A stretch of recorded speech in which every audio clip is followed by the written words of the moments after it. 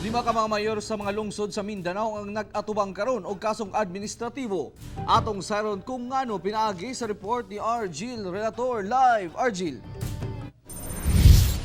Yes, Real, kinihuman na bagsak sa evaluation sa DILG ang maong mga LGU labos sa pagpatuman sa road clearing operations. Gipasakaan na sa Department of Interior and Local Government kon DILG ngadto sa Office of Ombudsman og kasong gross neglect of duty o grave misconduct ang napulo sa 97 ka mga mayor nga pakyas nga patuman ang direktiba ni Pangulong Rodrigo Duterte sa road clearing sulod sa duha ka bulan.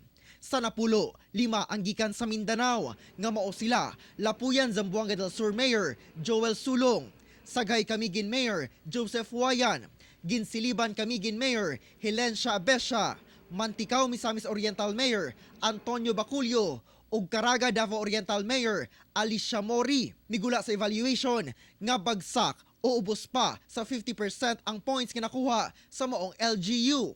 Sa pagkikinabi sa One Mindanao kay Mayor Mori, dismayado siya sa nahimong evaluation. Sanglit gibuhat man kuno nila ang ilang responsibilidad subay sa maong kamanduan.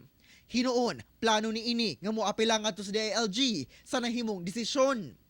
Midumili una ang muhatag pahayag si DILG 11 Director Alex Roldan labos sa ipasangat nga kaso bato kay Mayor Mori. Sanglit ginahulat pa ang tubag sa mayor hangtod January 10.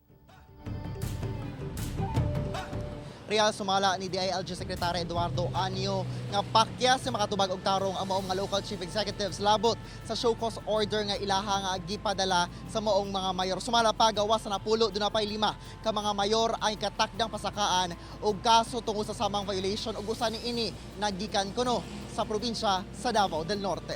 Real. Okay, daghang salamat Argil Relator.